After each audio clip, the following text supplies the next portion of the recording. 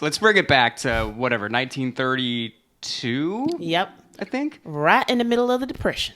yes. Oh man, FDR's giving out land to all the good Southern people, saying, "Work on this land, and maybe one day you might own it, slave." Yes, and specifically for Mr. Cash, we're talking about the great state of Arkansas. Yes, sir. And I'm thinking about this, like, I feel like Johnny Cash might be the most famous person to ever come out of Arkansas, besides Bill Blowjob Clinton. Slick Willie himself. besides those two, do you even know anybody else from Arkansas?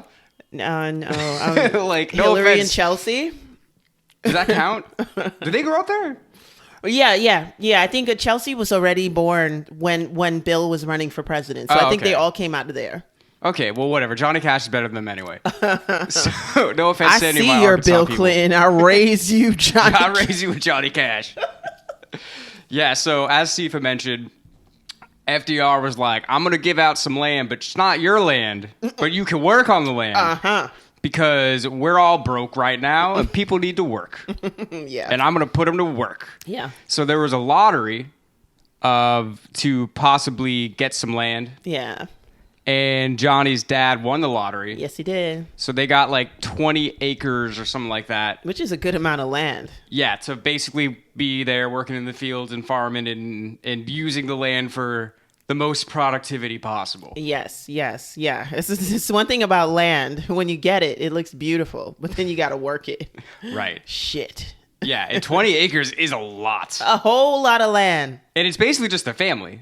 Yeah. He had a lot of siblings. I think 3 before him and 3 after him. So it is a good amount of kids. That's great land and stuff like that. And we are talking back in the day where, vast land is not like foreign to people, to your normal average everyday person. But still, even back then, that's a lot of land, Absolutely. And that's kind of why you got to have, like back in the day, you got to have a lot of kids. Yeah. Just to work. Get out there and work that land, boy. So they're working young. Mm-hmm. They're putting them to work real young. Oh, yeah. And what do you do when you're working in the fields? You sing songs. Uh-huh. You sing songs, you listen to music so you can forget that it sucks. That's and right. that it's hot as fuck outside. Uh-huh. And you got another 5 acres to do today. Exactly. This is where all these songs, I know this is where all these songs come out. Like, I've been working on the railroad and, I don't know, 99 bottles of beer. Does that come from then? Or is that just a drinking song? For a second, I thought you were going to say 99 Problems. Imagine Mr. Ray Cash. Shout out to Rick Rubin. He'll come back later. Yes, he will.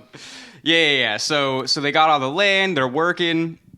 They're listening to music. And Johnny was always about the music. Yeah. And it's really an escape for them, right? And that's always what it is. Like, again, railroad feel, whatever it is. If you're hard labor, singing a song can help bring your mind to another place. Yes. Whistle while you work. That's another good one. All these songs I know came from the Depression, okay? 100%. Thank you guys for the tunes. Yeah, or right before when, you got chained to the land and you couldn't get off of it. Yeah, exactly. Either way, there's lots of music coming out of this. And, all right, so he was listening to the radio, and he was always loving the radio, and his family's like, man, you can't be listening to the radio all the time. How are you going to be successful? Exactly. What, are you going to be a professional radio listener? Come on. Get real. Exactly. Son. Mm-hmm. But so I don't know if we should just get right into what happened to his brother. Yeah, because we gotta send Johnny off to that military. We gotta get Johnny singing. Yeah. Gotta get him on the road. So Kill that brother. No. Wrong kid, Dad. So what happened was, this was like probably like a really, traumatic event that kind of shaped his future perspective on things. Right. So like we said, everyone's working real young, and they're working real hard. Mm-hmm. So he had a brother named Jack. Yes. Who was his older brother, who they were like real good friends. They would always like go fishing together, and they would sing songs together, blah, blah, blah, blah, blah. It was cute. And one day, Jack had to go to work. He was like sawing trees or some shit. Mm-hmm. And the way they tell the story, I'm like, it's so weird because it's easy to say this in hindsight, but like they were like, oh, that day we all just knew something was wrong. Yeah. And we were like, don't go to work. Yeah. But he's like, nah, I gotta go to work. I gotta make money for us so we can live. Yeah. And we could hopefully live on, or we can hopefully own this land one day. One day. Right? So he's like, he was like 12 or some shit? Yeah. So he's 12, and Johnny's like, let's go fishing today. Mm-hmm. And he's like, nah, I gotta work. Mm-hmm. I'm 12. I'm a grown man. That's right. I gotta provide for my family. I'm about to get married in a year. So Jack goes to work, and like 2 hours later, his dad drives back with like a freezer bag in the trunk of his car or whatever. Yeah. And it's Jack's dead body. Yeah. Because he basically cut himself in half with a fucking chainsaw. Yeah. At work. Yeah. Which is just insane. You know, I mean, they definitely came up with child labor laws, you know, around that time. But I used to watch a lot of shows from back in the days, namely Little House on the Prairie, and somebody's kid was always fucking dying. Okay, you were getting burned, you were getting oiled, you were drowning, you were dying at work, you had a typhoid, like, and that's another reason why people did have that many kids, because, you know, You want some to survive. Exactly. Blue Cross Blue Shield was freaking charging an arm and a leg. So nobody could afford health insurance. No, I'm just kidding. There was no Blue Cross and Blue Shield. So what Jack did was like, if I cut off my arm and give it to them, then I can get insurance. Maybe. But he fucked up because he cut his whole body instead of just his arm. His whole body. That's where he fucked up. That's the only place that he fucked up. Yeah. You know, so kids couldn't, around that time, I think they were starting to put their foot down. Like, no more working kids. No more 3-year-olds at the factory. They were like, Exactly. Go out to the Hudson River and jump off the docks and swim. Do something safe. Yeah. Stop working. Go to the bottom of the river and find some bodies and bring them back. Because we've been looking for some of them. Exactly. Anyway, so we're talking about Arkansas. Let's bring it back to Arkansas. Okay. So Johnny's brother dies, and obviously he's very upset about that. And, you know, they're still all working on the land. He's a little bit lost, but he always knew that he wanted to do music. Yeah. He was always drawn to it. Yeah. And, well, first of all, actually, I forgot to say this. He said that when his dad came back with the body, that was the first time he ever saw his dad cry. Mm-hmm. Which I'm like, yeah, I get it. I think if there's one time for your dad to cry, that would probably be the time. That'll be it. What a terrible time. What a terrible thing to go through. But Johnny's like, I got to get out of here. I got to get off this land. We don't own it. We're still chained to it. But I am free to leave the country. Score one for the 20th century. Humans are allowed to leave freely off of land. As long as you're in the military. As long as you're still working for the government. But before that, I want to say, so I heard his mom say that, like, you know, so he's a pretty big guy. He's not like a huge guy. He's like, you know, a regular sized person, but he's that voice of just like his voice would just shake a room. Yeah. You know what I mean? Oh. And his mom, like, when his voice first dropped, and like, I guess when he went through puberty and his voice got like that deep, his mom was like, oh, that's the Lord in you. Like, that's a gift. Like, she just said that. She like heard it and was immediately like, that's a gift. Yeah. Like, a lot of people don't have that. Yeah. You know what I mean? So he always thought that music was what he had to do, but he didn't necessarily know how to do it. Especially, you know, he's a young kid. He's like 17, 18, whatever. He's kind of lost. So he goes and he joins the Air Force. Yeah. Right? Yeah. And he met his future first wife, like, right before he went to the Air Force. Yeah. They went on, like, 2 or 3 dates, and they were like, we're going to get married. Of course, because what do you do when you're young and in love, and it's the 1940s in a way, and JR and Vivian are batting their eyelashes at each other, and he's going away to war, and it's just so, it's so epic, you know what I mean? Because it's just out of a story, right? She's like, bye, John. Write me while you're gone. He's like, I will, baby. I'll try not to die. I'll do my best. My best. But JR was soon to be no more because when he signed up for the Air Force, they made him choose a name. Exactly. So he was like, fuck it. I'll be John, I guess. Exactly. He walks up with his card and it says JR Cash. And they're like, what the hell is this? And he's like, it's my name. JR. Yep. They're like, fuck, it is. Go over to that bucket of names and pick one. And get back over here right away. The first one that he picked was Reginald, but it didn't really connect with him. So he went with Johnny. Mm-hmm. So he gets stationed over in Korea, I think. Yes. Because this was around the time of the Korean War. Yes. And he was actually, his job was he had to listen to the radio. Uh-huh. Because they had him do it because he had the fucking ear. Yeah. And he could like pick up the different cadences of different people talking on the radio and like, which is awesome. And like know who they were. Because if you're an American going over there, you don't speak Korean probably. You don't know a word of Korean. Right. But if you have a certain ear, you could pick up, oh, well, this person's talking now and he seems upset. Yeah. And this person's talking and they seem not as upset. Like you can kind of get like a little bit of the context just by how it sounds. And Johnny was able to do that because his ear was like, he had that. Yeah. Which I thought was really Korea. interesting. Yeah.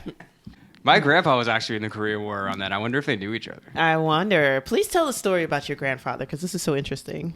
Well, it's actually a really similar story because he met my grandma right before he went to the war. And so they were going to get married and they knew that. But my grandpa went to Korea. But actually, this is what's crazy about my grandpa. He never actually had to fight in Korea because while he was on the way over there, the war ended. So that's crazy. So I doubt him and Johnny ever met, but they were around each other. You know, I think that's pretty cool. That's right. I think they were. My grandpa was actually 2 years older than him because he was born in 1930, which is crazy because my grandpa's still alive. Yeah, that's well. I mean, was your grandfather addicted to amphetamines? For Not that I know of. 50 years straight. If he was, he didn't tell me. Okay. But okay, yeah. So he's in the military. He did his service over there. He comes back.